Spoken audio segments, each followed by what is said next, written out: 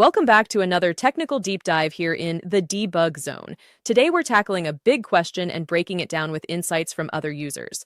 Hopefully this clears up some misconceptions and helps you get the answer you need. So buckle up, stay a little curious, and let's jump right in.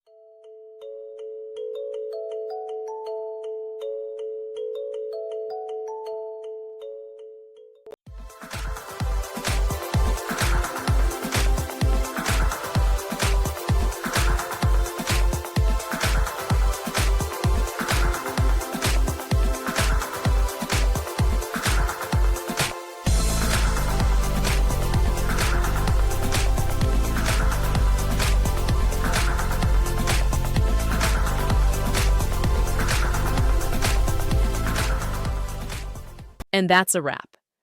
I hope you found the answer you were looking for. If you did, take a second to hit that subscribe button. It really helps out. And let me know in the comments which solution worked best for you. See you next time in the Debug Zone.